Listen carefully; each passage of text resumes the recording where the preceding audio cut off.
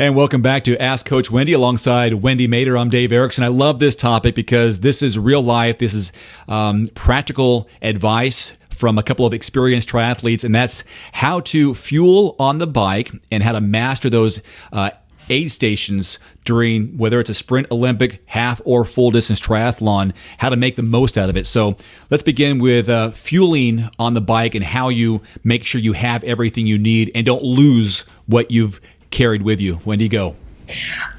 So when I started triathlon 25 years ago, the common thing to do with carrying bars or gels, I don't even know if we had those back then, I know we had power bars, was to peel your power bar and cut it into little pieces and put it on your top tube and let the sun melt it so it would stick. That's what I used to do. It worked pretty well. And then if it didn't stick, if it wasn't that hot, then you'd go over a bump and the power bar, you'd lose your nutrition. And it's interesting that I'm thinking about that because back then I used to just wear a swimsuit. I didn't wear shorts or a top. It was just I would do a whole race in a swimsuit. So I never really carried anything on my body because I didn't have pockets or anything. So fast forward to what we do now. You're carrying water bottles, you're carrying nutrition that you've practiced with, that you know you're going to use in the race. Maybe some of you aren't going to carry your own nutrition and you're going to go through the aid station. But these days you have options to put bike holders on the back of your bike water bottles. I still do the simple down tube, and that's how I carry my water bottles. And they have a more aerodynamic, I don't even know the names of them because I don't use them, that you attach between your aero bars so you can sip water. The reason I don't like that is because when it's gone, then you really have to rely on what's on the course to refill it. And I've tried that once or twice, unscrewing a bottle, filling it, and it just doesn't work for me. And I've tried the things on the back, and grabbing one doesn't work for me. So I just have them in front of me. I carry 2 bottles. I don't need any more weight than that. And I rely on, when I'm going through the aid station with my bottles, once I finish one, typically before you approach the aid station, there's a bottle trash container that you just kind of toss lightly. So it's empty. So you have a free cage. So when you grab another one, you have that cage free that you can stick new fluid in. I always go really slow. I don't want to run into anyone. I've seen people wipe out on empty water bottles. I don't want to cause an accident. I don't want to have an accident. So I take my time, and I don't want to hurt the volunteer by going too fast and grabbing it. Volunteers have told me they've got their shoulders pulled out. So I just take my time and refuel at every aid station. When I grab one of those bottles, I usually have my arm extended, and then I bring it back as I go to try to decrease that impact when they handle the bottle. So it's straight out, and then it's coming back at the same time and I'm coasting through it. I'm not going at full speed, obviously. And then sometimes I'll just either douse myself, put one in my jersey or a drink, and then, or this is what Roger has told me, take a good bottle, put it into your empty cage, and then grab another one. That way you have something on your bike for sure, and then grab something else based on where you are in that aid station. They usually every 10 miles on a half or a full, and then time it, because this aid stations are pretty long. Get something right away, and if not, you got the middle section, and you got one more last section. Get something, put some fluids in your body, douse yourself, and then toss it, and then you already have something on your bike. Yeah, and that's a good point, which made me think you might grab early because you may miss it. Mm-hmm. The volunteers are actually trained how to hand off those water bottles, but sometimes you just don't get a good grip and you're not going to get it. That's why if you grab early, then you have other opportunities, depending on the length of the course, to grab a water bottle. I've actually not gotten them right away. Where I get to the end, I will stop to make sure I get one, especially in those longer races. It's worth the extra 10 seconds that I stop to make sure I get one, because there's nothing worse than doing a long race and messing up your nutrition. Yeah, and put your hand up too. That'll notify the volunteers that you're interested in water or the Gatorade or the Powerade, whatever they have. Like you'll yell, hey, water or Gatorade, and they'll let you know. But do it ahead of time, a good distance away, so they recognize what you need.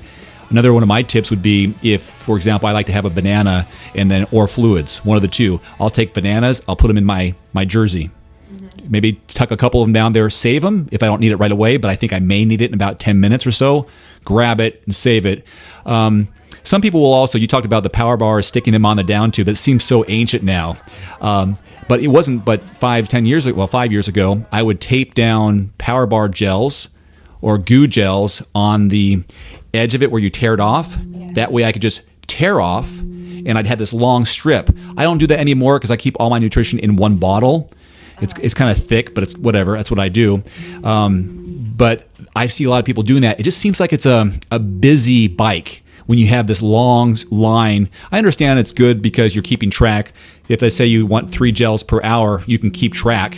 Right. But how have you ever done that with the gels and taping them on your bike? I have, and that's how I've lost them. So I've done, not only how have I lost them, but I've done it, like maybe the night before or the morning of, and then they get all, the gel comes out, it gets all sticky and gooey on my hands and on my bike. And I've actually just duct tape. You would think duct tape would hold it, but I haven't done a good job with that, and that's how I've lost them. So I've kind of stopped doing that. Nowadays, they have these little boxes called bento boxes that you Velcro to your top tube. Those are effective, but sometimes you just, depending on what you want to stash in them, they're just not big enough. I also prefer things up here with me. I don't like reaching back. I prefer things here. It's easy access. Or I stuff the gels now in my cycling short, my tri short. That's easy access. And it's not that troublesome to just tear it open with my teeth. I'm less sticky. One thing too, it reminds me of those power bar pieces that you talked about with the heat. Uh-huh. I once did that and put them in my bento box, but it was a cold day and chewing a hard power bar is nearly impossible. You might as well forget it. So for me, I veer away from the solids and stick to liquids. That's just how I've transitioned over the years. Well, and that just reminded me, have a plan B and plan C. Plan A is what you practice with. You know that nutrition works for you. Plan B is you might lose it on the bike. It may be too runny or too solid. It may not be worthwhile. So know that you can rely on what you carry with you, and you can also rely with what's on the course. I just heard stories about people that they forget. They show up race morning and they forget their nutrition. I've done that. Why? I don't know, because I'm experienced and I just take it for granted. But I also am the athlete that I could rely on anything that's offered on the race course. So always have those in your mind going, what if I lose it? What if I can't eat it? What if I can't chew it? What if I can't drink it? Whatever. There's other options. Since we're talking about being efficient with your nutrition on the bike, I love to use my watch and set timers up every 20 minutes to remind me to eat or drink, even if I'm not thirsty or hungry, because I know physically my body needs it.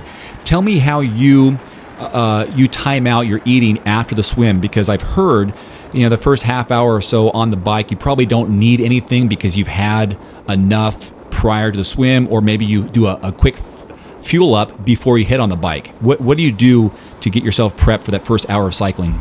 So I didn't always do this, but I have something in transition. Sometimes I'm really out of breath and I'm breathless coming out of the water, so I have to wait for about 15 minutes of cycling. But I do have either something in transition if I can breathe, and if I can't, I'm ready for something within that first, 5 or so miles of the bike. Once I catch my breath, I take something right away. I think that's been pretty effective. Otherwise, I'm usually every 45 minutes. I'm taking in 100 calories about every 45 minutes or so. So I'm getting in about 150 to 200 within the hour. Between most of the time, it's a gel and liquid nutrition. Works best for me, but it does vary. You know what? I do humid races. I eat different than low humidity races. My body just craves different things depending on the weather. One thing I've used, and I've got this advice from our friend Roger Thompson, is that, let's say at an Ironman race where you're in the water for a good hour, a little bit more, give or take, depends on transition and overall waiting before you can begin your swim. So you haven't eaten for a good hour, 10, 15 minutes. So he might take, or he would suggest, take maybe some sort of, let's say, I know Ensure is kind of the bad example, but something that's a shake or a drink of some kind in transition before the bike, just to top off your fuel, because you haven't fueled for the last so many hours, or that hour or so. So you can down 200, 300 quick calories that can kind of fill the gap for where you've been in preparing your body for the next, 16 hours or so. And I think that's a great idea when it comes to that distance of a race, because I'm someone that I don't do what a lot of athletes do. Because I've never done it, is a lot of athletes will take in a gel like 30 minutes before they get in the water. I don't do that. It's an insulin. I don't want to spike my insulin like that.